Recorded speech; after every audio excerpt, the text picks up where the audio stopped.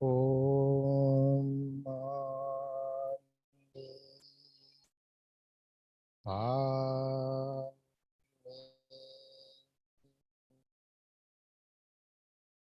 Om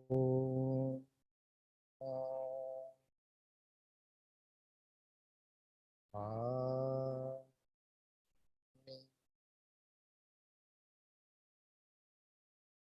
Om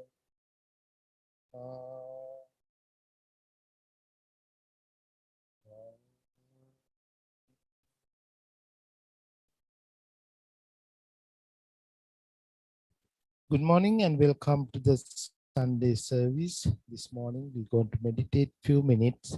After the meditation, Kusala is going to give a Dhamma talk.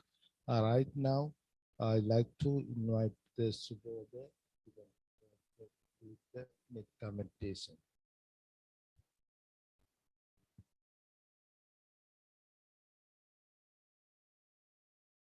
Let's close our eyes and find ourselves in a comfortable position.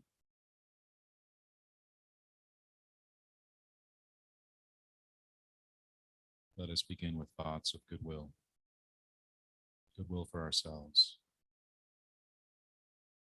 that we may be truly happy and peaceful,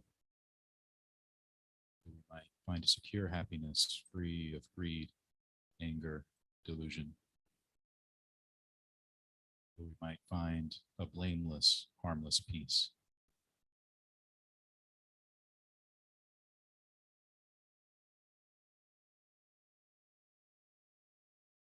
Then let us spread this goodwill further to our family, our teachers, our friends, that they might also be happy and peaceful, that they might find a true happiness that is harmless and blameless.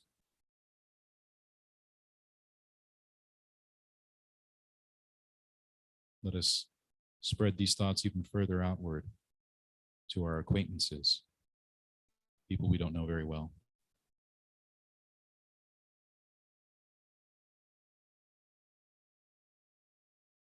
And further still, to people in our lives that might cause friction or tension. The people that might very well need more of our goodwill and compassion.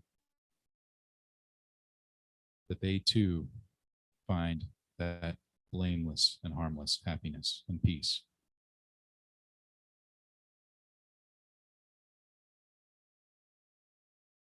From within, where we have goodwill for ourselves, we can extend that goodwill in all directions, to the north, the east, the south, the west, above and below us, so that we might have goodwill, metta, for all beings everywhere, from the highest realm to the lowest. May all sentient beings find true happiness, true peace.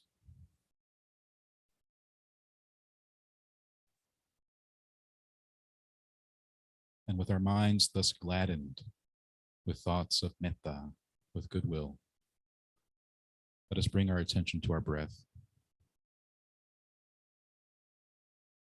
feeling the sensation of breath in the body, whether it be short or long, shallow or deep.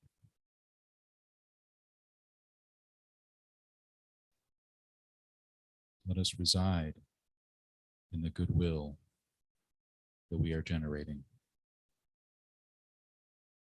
as we maintain our awareness of the breath in the body. If the mind wanders, we can bring the mind back to the awareness of breathing.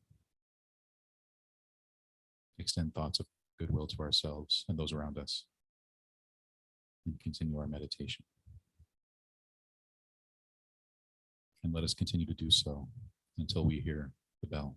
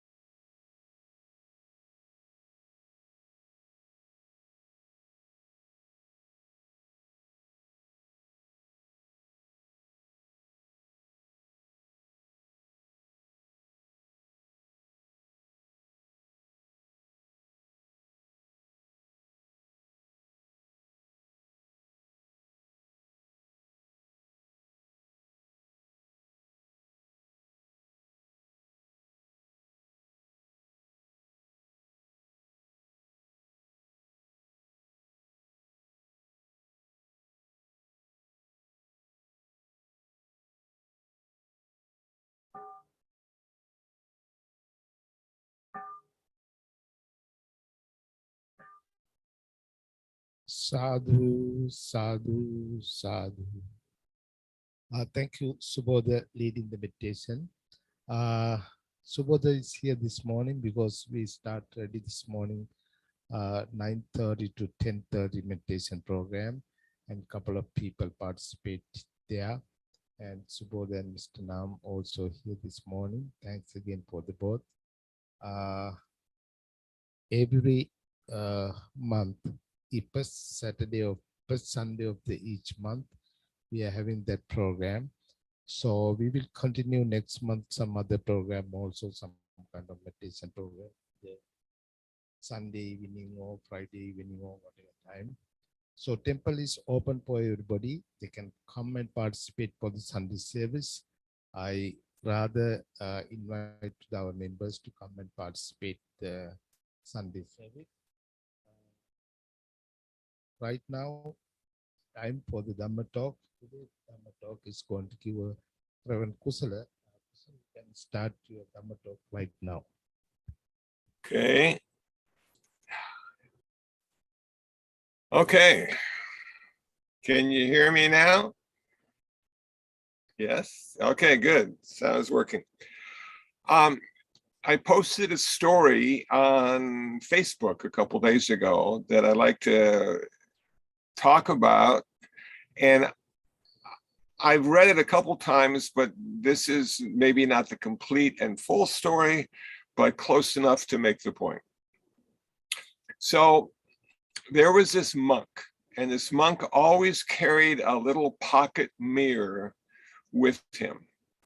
And nobody thought too much of it until a man in one of the villages saw the monk with the mirror and said to himself, he must be very caught about his image. He must really like his image to carry that mirror with him all the time. I'm going to approach him and ask him why he's carrying the mirror so I can catch him. And a couple days later, the monk entered the village, and the man went up to the monk and said, I see you have a mirror and you carry it with you all the time. Why do you do that?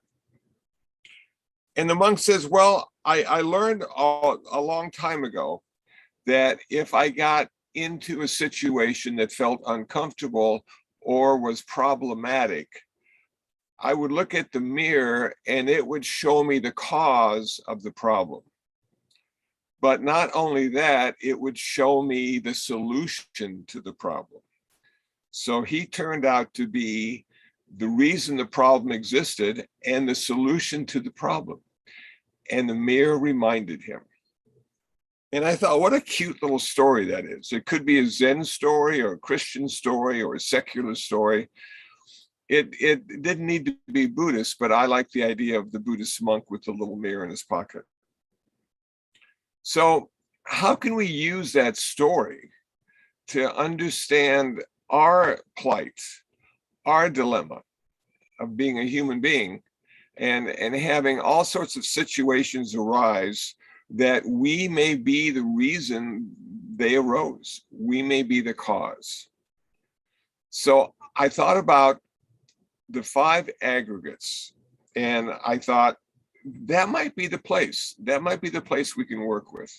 So the 5 aggregates are form, sensation, perception, volition, and consciousness. Now, when the Buddha was asked to define what a human being was, he never said it was simply one thing. He always said it was more than one thing, which indicated to me that the Buddha said, we are not an event. We do not stand independently and apart. We are simply a process that's interconnected and interdependent to all phenomena. And the reason we're here is because of 10,000 other things.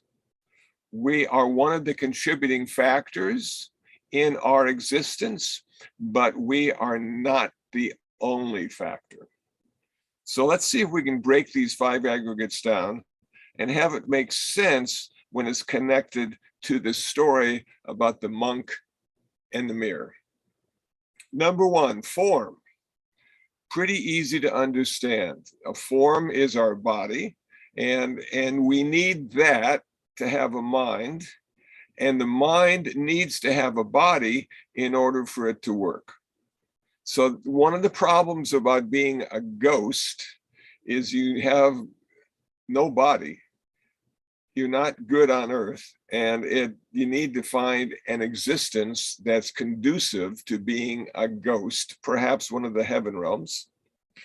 But we have form, we're lucky, and so we can use that to identify ourselves. Now, the other four have to do with the mind. So we have sensation, perception, volition, and consciousness. So let's start with consciousness. Consciousness is our awareness. It's not a specific consciousness necessarily in this respect, though what Buddhism often says is each sense door has its own consciousness.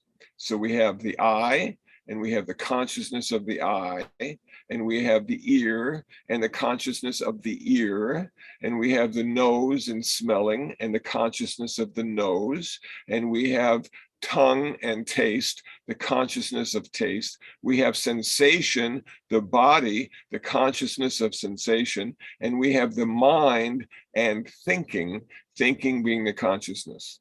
So we've got those things working with consciousness, but let's, rather than being specific about a sense door consciousness, let's think of it as an overall consciousness, an overall awareness, which is necessary for the next aggregates to interact and occur. Now we have perception and volition. Perception is often looked at as understanding and identifying and being able to relate to specific things like a water bottle or a car or a house. So we have the perception of a house. Now, where did that come from? Well, generally speaking, it seems to me a lot of perception comes from our dictionary, if you will, from the words we've learned, that we've been able to apply a name or a word to a specific visual or hearing or taste, and that allows us to have an idea of what it is. A story that I really like is when the indigenous people of, I think it was South America or maybe America, when the Spanish came into big ships, and they had just come over the horizon, and you can imagine they have this giant ship with a mast and the sails, and the indigenous people couldn't see them. The reason they couldn't see them, the author said, was because they didn't have a word for ship or boat. So oftentimes we need to have a word in order to understand what we're seeing, and sometimes in order to see it in the first place. So this perception is very important. It allows us to understand the world around us in a relative intellectual way. Okay. So here we are, we've got the house, we've got the chair, we've got the car. We all have concepts of what a house is. We all have concepts about what a chair is and what a car is. And each of us have our own particular idea of the car we're thinking about. It would be surprising to me if we all thought about the same car without it being spoken. Okay, that's the perception aspect of the five aggregates. And now we have the volitional activity. And I like to think of this as these are our habit patterns that we have built over the years we've been alive on Earth. We have certain things that we can do pretty much without thinking about them, because we've done them so many times. For instance, tying a pair of shoes.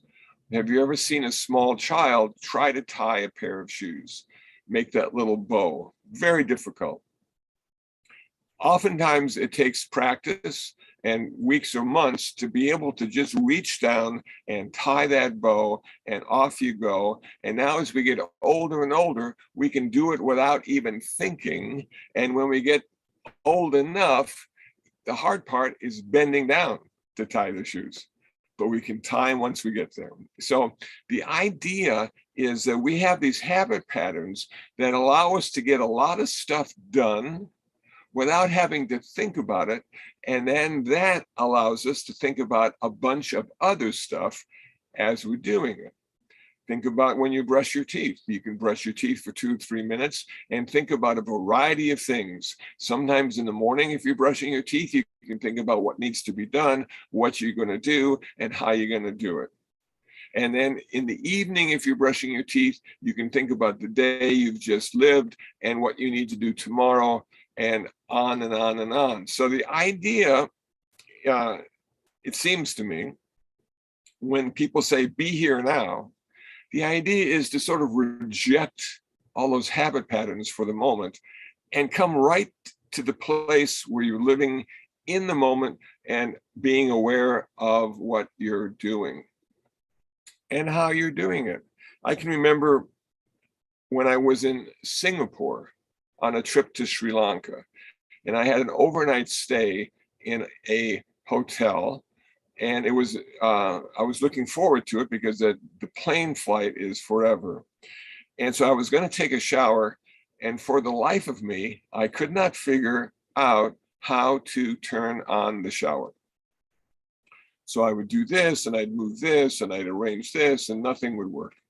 So I thought to myself, isn't this really interesting that I was using all my habit patterns from America to turn on a shower in Singapore, and it didn't work.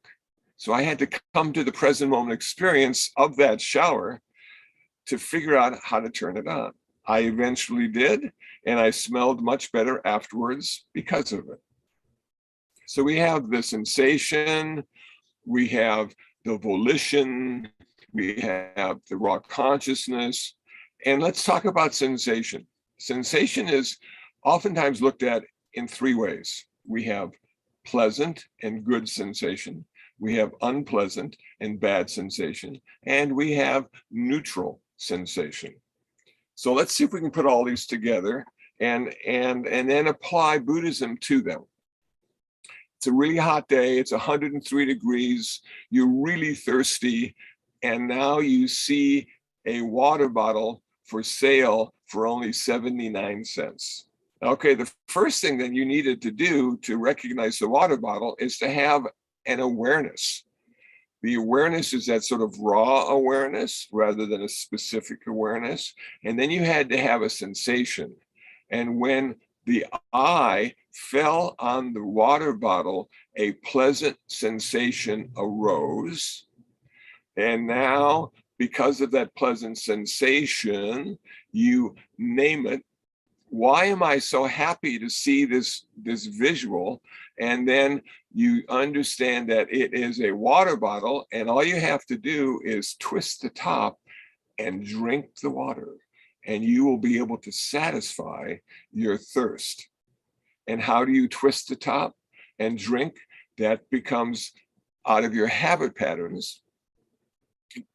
You're able to not even have to think about opening the water bottle or drinking. You've done it 1,000 times, 10,000 times. And so that's how it starts.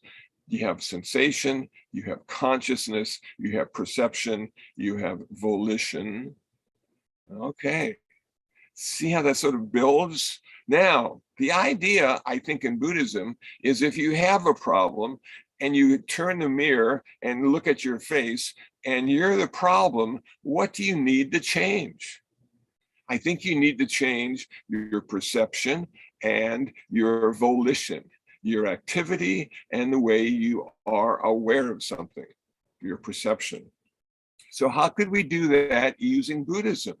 Perhaps with the perception, we could use meditation. That meditation would help us change the way we experience the world, the way we perceive it, the way we see it. It can bring us into a whole new way of living in the world, and in a wholesome, skillful way with less suffering and less pain. Okay, so the meditator sits down 20 minutes a day, half hour a day, 45 minutes a day. Days go by, weeks go by, months go by, and gradually something inside is starting to change and allow you to perceive your world in a new and unique way. So maybe that's how we could use meditation and the idea of the five aggregates to counter the suffering that we have, to counter the confusion and the pain that comes with experiencing something that we don't want to or don't know how to. And meditation can just tweak our perception just a smidge. Now, the other thing is our volitional activity can be modified perhaps by reading and studying the Dharma. The Buddha gave hundreds of talks to a variety of people in so many different ways. And he's talked about two things. He said, I can tell you why you are suffering, because I have investigated it and I have seen the core. I have seen the main reason. He then went on to say, number one, it is desire. You have a craving and a thirst for something that can't be satisfied. You're always running after the ghosts because you figure if you can catch one, your life will be much better than it is today. And off you go, looking for the carrot at the end of the stick, and you can never reach out and get it. Wow. Okay. So then the Buddha said, not only will I tell you why you suffer because of your desire, your thirst, and your craving, your attachment, and your aversion, but I will go one step further and tell you how to end that suffering. So a lot of people, when they come to Buddhism in the first few weeks or months, think Buddhism is a rather negative and pessimistic way of looking at the world. And actually, I've often thought is simply a realistic way of analyzing what it means to be you when you're happy and when you're sad and when you're pleased and when you have displeasure and when you're suffering and when you have pain. It's a way of describing it so you can experience it in a much different way and then take action to modify it, change it, and ultimately end it. So here we are, we've got the five aggregates, we've got the mirror, we see we're the cause, okay, and maybe through meditation, we can change the perception that allows us to feel like the victim, if you will, and finally become the victor. And now we have the Dharma, we have the prescription to the end of suffering that the Buddha gave us and spoke for 45 years. And people listened and memorized and eventually wrote, and now it's transferred. And you can go to Amazon.com and fill your Kindle with hundreds of books on how to end your suffering. And isn't life just a trip? So I think the idea of thinking of yourself as the reason for suffering and also the antidote, the end of suffering, is really a mature way of looking at the world rather than blaming everyone else for all your problems. You simply say, well, you know, I have a choice. I have a way, I have a journey, I have an experience, I have a practice that can help me get through life in a pleasant and wholesome way without a bunch of attachment and aversion. Okay, I think I'm going to stop there right now and see if anybody would like to comment or have anything they'd like to add to this little model that I put together. And I'm listening. Who wants to go first? But you have to turn on your audio so I can hear you. And nobody wants to go first. Let me put my glasses on. Okay. Okay. Well, how about Mira? I see you there. Do you want to add something to what I've said? You have to turn on your audio, though. That's the hard part. And I'm unmuting. Can you hear me now? I can hear you now. And I had a funny feeling I should raise my hand, and you called on me. So, and because I always seem to go first, which is fine. That was a terrific Dharma talk. It's very nice to see you. I'm really glad that I tuned in, and I hope to continue tuning in every Sunday, if not coming for the meditation. The thing is, everything you said is absolutely true. You know, the Buddha said it, it makes perfect sense. It all adds up. But we move so fast in this day and age. And there's no doubt in my mind that that meditation is the solution. I remember Reverend Karuna saying to me, if everyone, not just Buddhists, but if everyone understood how significant meditation is, they wouldn't do anything else in their available time. Obviously, I guess everybody can't be a monk and has to work and whatever, but they wouldn't go to movies. She said they wouldn't do anything else because it's so profound and so rewarding, even though, anyway, but we move so very few people do that, number one, and reap the benefits. And we move so fast, it's hard. I mean, the mechanism for going into a meditative state, even to remember to do it. That's the thing. Because really, if I take a few breaths before I wash the dishes, I have a different experience washing the dishes. If I just look at them, it's like, oh, there's dishes in the sink and I have to clean them right now, and I bring all this other stuff into it, then it's a chore. And then I'm suffering.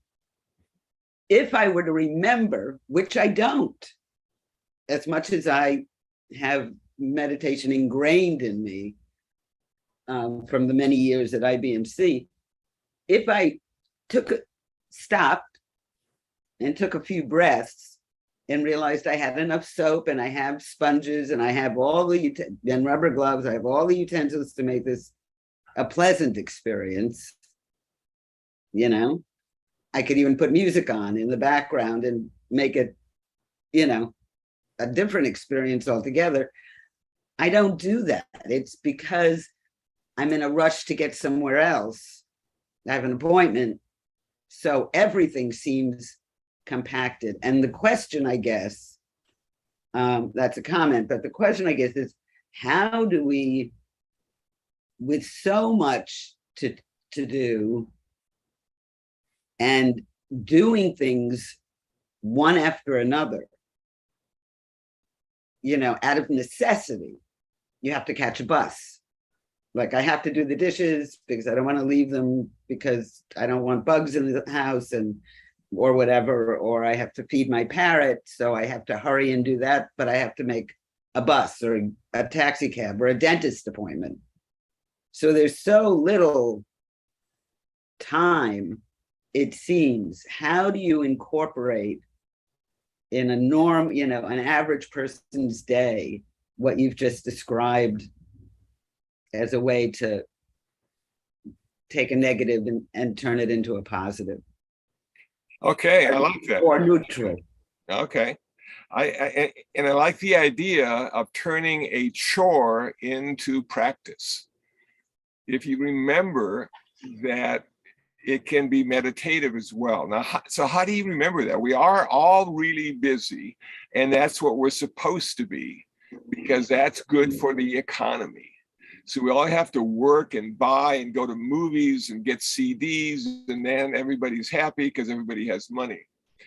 But we're suffering because we're perhaps misusing our time in a spiritual way or a religious way, and using it more in a secular way.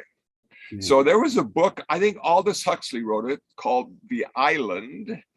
And Thich Nhat Hanh talks about this too, as a way of remembering that we have a religious practice.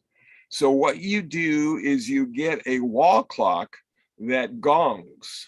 And every hour or 2 hours, you'll hear a gong. And that little gong will remind you that not only are you a secular person, but you're a spiritual person too. And all your secular exploits will be of no value when it's time for you to pass on into the next lifetime, but all your spiritual practice will be. So as we get older and we get closer to that rainbow bridge, we need to really start to focus more on our spiritual than our secular. Perhaps not financially, it can be a difficult proposition, but we can find a few minutes every day to do it. And the gong would be a good reminder, to do that. So, I think Thich Nhat Hanh, they actually had a giant bell and they'd ring it all through the day to remind everybody there, bring them back to the present moment of what they're doing and where they are, and not get lost in past or future. So thank you, Mira. I appreciate your comments on that. That was good. I'd like to say one last thing that just occurred to me. I have a gong, a bell that I bought in the gift shop, actually, when, I don't know if there is still a gift shop at IBMC, but I bought it there after checking out. Oh, no, I didn't. I'm lying. I bought it at the Bodhi tree after trying out 30 bells. I found the gong that spoke to you. Spoke to me. Definitely. If I take it from sitting next to the Buddha statue that I have, because I have an altar, but if I move it into my kitchen, which I have to pass through to get to the bathroom, to get to the bedroom, to get back to the living room, and I gong it as I go past it, because if I see it there, it's out of place. I will notice it. It's not necessarily, I'm not going to put it next to the salt and pepper, but I would put it in a spot right on the corner in its own little. And if I pass that with what you've said in mind, right, and just gong it myself, that whole act will bring me back to the present moment. Yes, but I think the logic behind that is good. The problem is we get caught up in what we're doing. We get caught up in past and future. We forget to ring the gong because we're doing something else. So if you have an electronic gong ringer, that won't forget, that will remind you, that might be a better way to go. And then maybe you could do it too. You could have the electronic gong, and then you walk over and ring your own gong. Why not do it twice?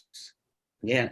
But the thing is, we get caught up in our dramas, every day. And so that's kind of thing is really difficult to do over a period of time, to remember each day to ring that gong. Right. Just a thought. Thank you. Good point. Thank you. Thank you. Okay. Anybody else? Hannah, how about you? I see you there. You've got your headphones on. You can hear us. Hi, Kusala. Hi. Boy, speaking of being caught up in my dramas, I've been so caught up in my dramas. I know. I came to the right place today. Thank you. I was just thinking about how I think almost every Dharma talk I've ever heard you give over many years, recorded or in person or on Zoom. You always make me laugh at least once. So I just wanted to tell you that I really appreciate that. Helps me get out of the drama. Wonderful. Yeah. Wonderful. But you also just, this is helping me think of a solution to one of my dramas that's happening at work, which is that I'm assisting a teacher who teaches in a way that I think is wrong. You know, I'm not in charge. I like being in charge, and I'm not in charge. So I like what you said about how can we take a difficulty and turn it into an opportunity for practice. So instead of getting all stressed out, which I've been doing, I have the option of tuning into what's going on with me and my desire to always be in charge. And I also could do metta for all the students while she's teaching badly. I could just silently be doing metta for everybody. Yeah. And the teacher, of course, and her too. Yeah. No, I don't dislike her. Well, you could say for all the people I don't like, you in particular, I have to do metta. Yeah, I don't dislike her most of the time, but when I'm caught up in not liking the experience, then I start to focus on her, like as though it's her personally I'm disliking. And I think it would help me to do metta for her too. You know, that's at that moment, you pull out the mirror. Right. Yeah. This was the perfect little story for me today. Because I am the problem and the solution in the classroom. So, there you go. Anyway, thank you. Thanks, Hannah. That's good. All right. Who else is there? Maria, are you there? Maria Gill, I see your picture. I don't hear you though, so I guess you're not there. Hello, you called me out. Hi. Oh, there you are. Okay, well, it's a nice picture, Maria. Thank you. It's much better than than being on screen. No, thanks for your talk, Kusala, and I appreciate this too. I was thinking not so much for myself as it is, but you know, I see clients and that come with a lot of suffering and work situation, kind of like what Hannah said. And yeah, I appreciate this reminder because it just helps me help them as well as helping myself. So thank you. So thank you very much. Well, thanks for being there. It's good to hear your voice, Maria. Thank you, Kusala. Thank you. Good. All righty. Well, I think maybe anybody else? It doesn't look like anybody else. Richard, do you have anything you'd like to add? Richard Weber, before we go? Good morning. Good morning. I don't think so. I agree with you. We create our problems, although it's easy to think we are not creating a problem. That's very easy to do. Can you think of anything that, like current problems in the world? Those are problems, right? But we didn't create the problem, but we can only create our reaction, correct? Mm-hmm. So like sometimes you say we create the problem. Well, we're only the problem because the problem is our reaction. Like I say, like, oh, we got like anything, or we have pain or whatever. Well, the pain isn't the problem, it's our reaction to the pain. It's always our reaction to an event. Yeah. You know, well, we got mad. Well, it's not the thing that got us mad, it's us, you know, the reason we got mad. That's you know, it's ourselves, it's our reaction, not the event. Mm-hmm. So you're right on, but you know, the world events, it's kind of like, well, we can't change that, although people try. Yeah. Well, that's good. I've got a brother who has a little political bent, and he really likes to talk about politics and who's wrong and who's right and all those kind of things. And I ask him, well, what good does it do to complain? You know, it's because of the way you perceive it. And one person is not going to be the reason for a global change in perspective. Maybe 1,000 people together can perhaps be part of the reason for change. And maybe if we lived 1,000 years, we'd have enough time to actually change something politically or globally. So I think the idea with this kind of thing, for me, is to listen to all the sides.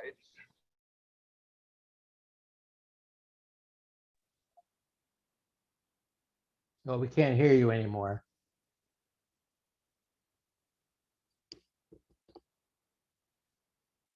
You're muted. We can't hear you. Okay, can you hear me now? Yeah, now we can hear you. Okay, so the idea is, I think we need to realize that you're absolutely right, that it's our reaction that's causing the problem, not the problem itself.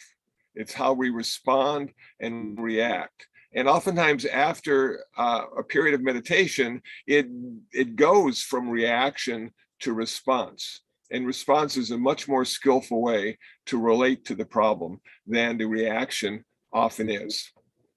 So thank you for that, Richard. I appreciate that. One last thing, like that hurricane in Florida. Well, that's terrible events that happen. We can't say it's not terrible. It's only terrible because we believe it's terrible. No, it was terrible. People died, a lot of damage. So, Right. you know, how do people react to that? And you know, you can be sad. That's normal. That's a human emotion, right? Exactly. So we have to accept all that. And that should be the incentive to perhaps spend money or venture into Florida to be helpful in fixing and building and repairing and making it good again. So all those kind of things. Who was it? Mr. Rogers said to his mother, "It's always so sad to see all these things happening and they're negative and people are getting hurt and properties being destroyed. It's so difficult." And his mother said to him, and I'm paraphrasing, "But look carefully, and what you see after that are the helpers, are the people." And it's amazing to see the first responders there, but then you've got the second responders and the third responders and the fourth responders. And you've got the Red Cross and you got people sending money. And so it helps us respond in a skillful way and solve the problem until the next one occurs. It's never over. There's always another one just waiting to happen. Thank you, Richard. Okay, I see by the clock on the wall, it's time, and I will give it back to the Zendo. Thank you. Thank you, Kusala. And we're going to chant the page 4 and page 10. Before that, I want to say again one more time. Zendo is open for everybody every Sunday 9:30 to 12:30. You can visit. You can join for the Sunday service. And next Sunday is Reverend Panyaloka is going to give a Dhamma talks. So hope to see you next Sunday, everybody. We'll chant the page 4 and page 10 right now. Namo tassa bhagavatu arahatu Samma sambuddhassa. Namo tassa bhagavatu arahatu Samma sambuddhassa. Namo tassa bhagavatu arahatu Samma Sambuddhassa. Buddham saranam gacchami. Dhammam saranam gacchami. Sangam Saranam Gacchami. Sentient beings are Rulers, I vow to save them all. Deluding passions are inexhaustible. inexhaustible. I I vow vow to to end end them all. all. Dharma Dharma gates gates are are limitless. limitless. I I vow vow to to study study them them all. all. Buddha's Buddha's way way is is supreme. supreme. I I vow vow to to attain. attain it. May suffering Suffering ones ones be be suffering suffering free, free. and their fears Fears struck are cut fearlessly. fearlessly. May their Grieving grieving shed shed all all grief, grief, and the sick they find find help help relief. relief. Yin Ý tự công đức phổ cập ư nhân thiên ngã đầm dự chung sanh giai cộng tán Phật chào nguyện di tự công đức phổ cập ư nhân thiên ngã đầm dự chung sanh giai tán Phật đạo ý thử công đức phổ cập ư nhân thiên ngã đầm dự chung sanh giai cộng tán Phật đạo. Om Mani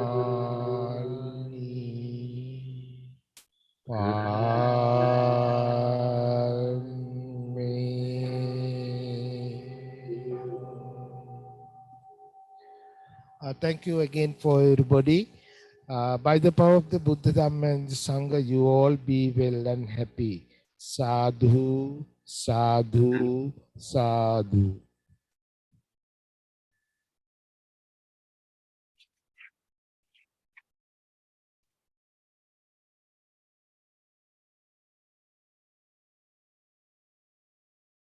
It's nice to see everyone.